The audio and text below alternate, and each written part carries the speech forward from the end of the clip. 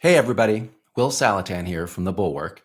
I want to talk to you about something that a lot of Democrats are worrying or fighting about right now, and that is what to do about Joe Biden. Most of us, including Biden's own campaign team, admit he had a bad debate last week. Some Democrats think he should step down as the presumptive nominee and make way for a younger candidate. Other people say that's an overreaction, stop wetting the bed, stick with our guy. If you're one of the many Americans who love Joe Biden and you don't think his performance in that debate was reason enough to reconsider nominating him, I hear you, but I want to try to explain why some of us think that the problem is really serious and that we need to do something about it. Now, just to be clear, all of us having this discussion are people who agree that Donald Trump is an existential threat to our country. So what we're trying to figure out is, what's the best way to defeat Trump? What I want to do is take you through some of the arguments we've heard from Democratic politicians in the last few days as to why this one bad debate was no big deal. And I want to show you why I think these excuses are comforting, but unwise and dangerous. Let's start with the argument that Biden's difficulties in the debate were just mechanical, that they were just problems with his voice or his enunciation. Here's Robert Garcia, a Democratic congressman, making that pitch on MSNBC. Look, Joe Biden had a raspy throat last night. We all heard that. Who cares? And here's another Democrat, Congressman Jim Clyburn, offering a different version of the argument on CNN. Joe Biden has a history of stuttering. He did that as a child. All of us know how stutterers operate. I went to school with one. So when you have trouble getting out a word, that is what comes from stuttering. But when he expressed opinions, he was on the money with the opinions. He may not have gotten the word out, but the thoughts were great. Clyburn isn't wrong about the stuttering, and Garcia isn't wrong about the raspy voice. But that is not what happened in the debate. What we saw in the debate was a lot of this. We'd be able to wipe out his debt. We'd be able to help make sure that all those things we need to do, child care, elder care, making sure that we continue to strengthen our health care system, making sure that we're able to make every single solitary person eligible for what I've been able to do with the with the COVID, with dealing with everything we have to do with, look, if we finally beat Medicare. Thank you, President Biden. President Trump? That's not just a stutter, and it's not just a raspy voice. That's a guy losing his train of thought, and it happened again and again and again. I'm not saying that makes Biden less fit to be president than Trump is. Trump is a freaking sociopath, and that's why we need to beat him. But let's be honest with ourselves about what's happening to Biden. It's a cognitive problem. Now, some Democrats say this was just a bad episode. They say we shouldn't judge Biden by this one debate. Here's Transportation Secretary Pete Buttigieg making that case on Friday. You were not made uncomfortable by anything you saw last night. Look, it wasn't the debate that I would have loved for us to have. I know what it's like to have a night on the campaign trail or a day or a moment or an event or an interview that you go back and say, I would have done this different or done that different. But again, this is not about one moment, even a big one, in one campaign. Look, I love Mayor Pete, and I'm sure that when he's had bad moments, he's reflected on them and come back stronger and better in his next appearance. But Pete Buttigieg is 42 years old. Joe Biden is 81. The difficulties Biden had in the debate were not unique to that debate. Biden has been struggling to think and speak on his feet for some time now. If you watch his recent appearances in the White House, you'll see him groping for words and losing his train of thought pretty often. The point is, this debate did not create Biden's problem. It exposed Biden's problem. The debate might fade away into the past, but the problem will not. For the next 4 months, Joe Biden will continue, at times, to stumble and wander when he tries to speak. And a lot of voters who are trying to decide whether to go with Trump or Biden or just stay home. We'll see that. Now, there are some Democrats who say, calm down. It's not going to be that bad. They point out that Biden has been counted out before, and they say he always comes back. Here's Clyburn making that point on CNN. I do not believe that Joe Biden has a problem leading for the next 4 years because he's done a great job of leading for the last 3.5 years. I always say that the best predictor of future behavior is past performance. And here's Anita Dunn, one of Biden's advisors, responding to a question on MSNBC. I appreciate the distinction between voters and the chattering class. What do you say to members of the House of Representative Democrats who are on the phone with reporters saying that the president needs to step down? We're basically saying the president is the only person out there who's ever beaten Donald Trump, and he will do it again. Again, Dunn and Clyburn aren't wrong. Biden has been a good president, and he is the only candidate who's beaten Trump. But let's be clear about two things. First, what makes Joe Biden a good president is that he has good values and makes good decisions. And those are excellent reasons why he should be reelected. But they're not enough to get him reelected. Biden is trailing in the polls. To beat Trump, which again is the most important thing, Biden will have to campaign effectively. That's what he failed to do in the debate. And unless something changes, we should expect that he'll continue to fail in the coming months. The fact that Biden defeated Trump 4 years ago is not a reliable predictor of what will happen this year. And the reason is that Biden has changed. Take a look at how Biden performed in his first debate against Trump in 2020. 40,000 people a day are contracting COVID. In addition to that, about between 750 and 1,000 people a day are dying. When he was presented with that number, he said, it is what it is. Well, it is what it is because you are who you are. That's why it is. The president has no plan. He hasn't laid out anything. He knew all the way back in February how serious this crisis was. He knew it was a deadly disease. What did he do? He's on tape as acknowledging he knew it. He said he didn't tell us or give people a warning of it because he didn't want to panic the American people. You don't panic. He panicked. That is not the same Joe Biden we're seeing today.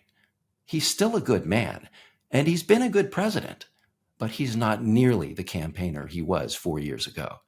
And that is the number one reason why Trump, incredibly, is on the brink of returning to power. Now, some Democrats don't believe the situation is that dire. And some of them are pretending that the anxiety about Biden's performance in the debate and the freakout over whether he should step down isn't even coming from real people. Here's another Democratic member of Congress, Debbie Waserman Schultz, responding to a question over the weekend. There doesn't seem to be a lot of public discussion from our elected officials about what is being said, not only in media circles or at least editorial boards, but among just the average person. I bet there are folks in your constituency who are saying, I think it's time for him to get out. Shouldn't it be addressed? These editorials, these, backroom whisper campaigns, those are all coming and emanating from elites. I mean, the folks that I talk to in my district and when I travel around the country and talk to voters, they're not wondering what the New York Times or the Atlanta Journal-Constitution thinks to drive their decision about who they're voting for. This indignation about elites is standard political rhetoric. But the problem isn't that ordinary people opened the New York Times or the Atlanta Journal-Constitution and read an editorial about the debate. The problem is that ordinary people saw the debate. 50 million people watched this debate. In fact, CBS News took a poll after the debate and measured the damage. Here's Margaret Brennan summarizing that poll on Face the Nation.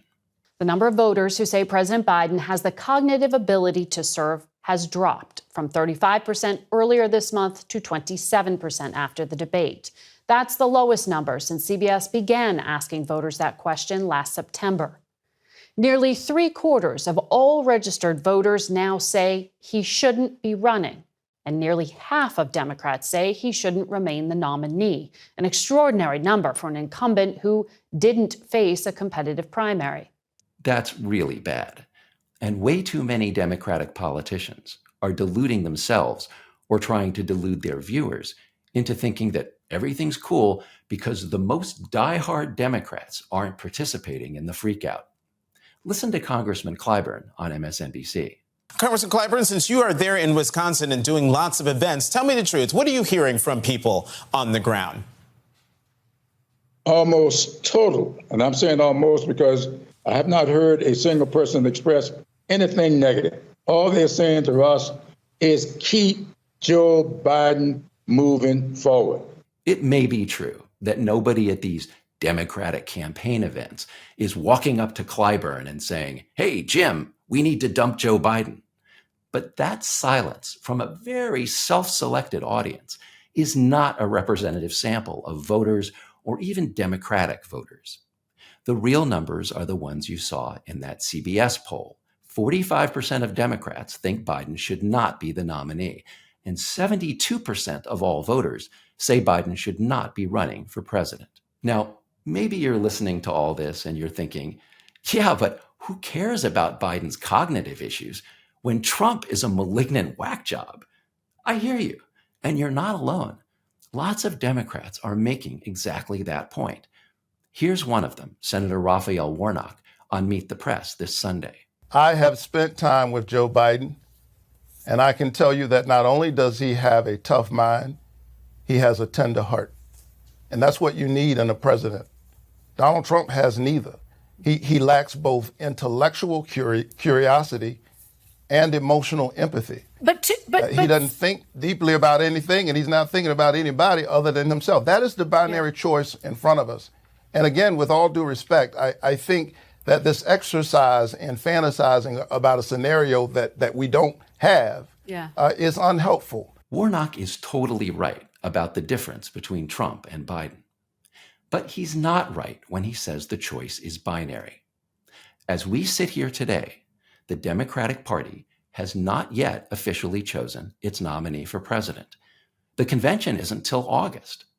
Joe Biden could release his delegates and give his blessing to Kamala Harris or Governor Gretchen Whitmer of Michigan or some other alternative nominee. That is not a fantasy.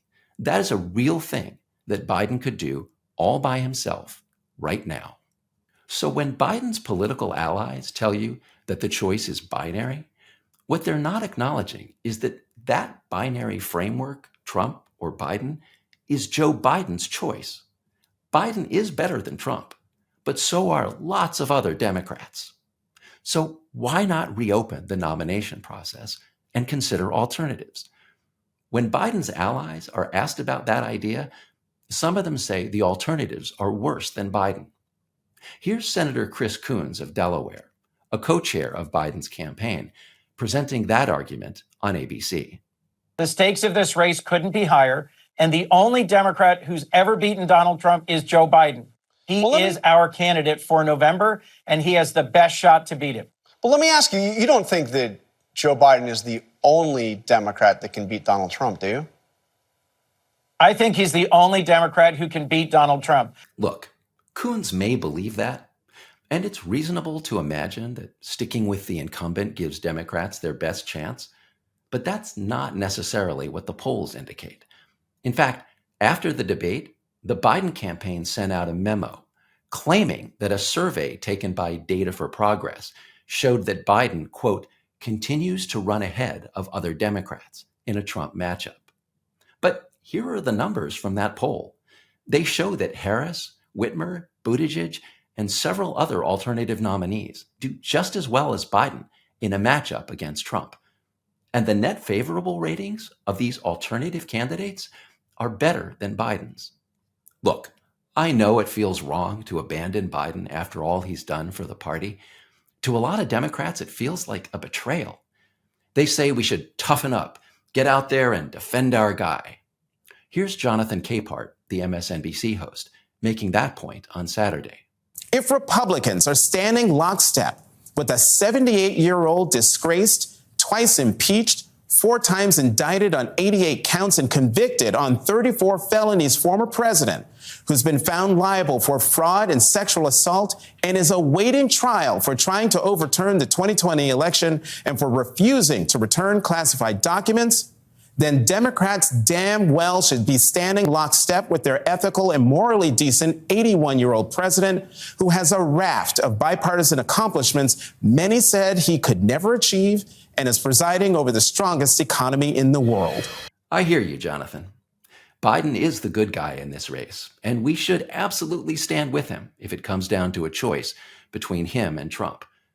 But do we really want to adopt Trump's Republican Party as a model of how to deal with a presidential nomination? Do we really want to march in lockstep like they do? And I get it. The problem with Biden is way different from the problem with Trump. Biden's just old. Trump has a rap sheet. But we have just experienced a significant event, this debate, that should prompt us to reconsider whether Biden is the best person to put up against Trump. And maybe Democrats, unlike Republicans, should find the courage to change course. One last thing. If Joe Biden decides to step down and let someone else run in his place, that is not the end of Joe Biden. He will still be the uniting figure in the Democratic Party. Here's Congressman Jamie Raskin in an interview after the debate describing how that scenario would unfold. One thing I can tell you is that regardless of what President Biden decides, our party is going to be unified, and our party also needs him at the very center of our deliberations and our campaign. And so whether he's the candidate or someone else is the candidate, he is going to be the keynote speaker at our convention. He will be the figure that we rally around to move forward and beat the forces of authoritarianism and reaction in the country. If you admire Joe Biden, but you recognize that he's in very serious danger of losing this election, isn't that scenario stepping aside, anointing a successor, and uniting the Democratic Party to defeat Trump? Isn't that a better way for Biden to end his presidency? Not as a loser, not as the man whose pride led to a second Trump term, but as a hero who sacrificed himself for the good of the country. I hope you'll think about that. And what I really hope is that Joe Biden thinks about that. If he decides to stay in the race, I'll be with him all the way. But I hope, for the sake of our country and our world, that he'll reconsider. See you next time.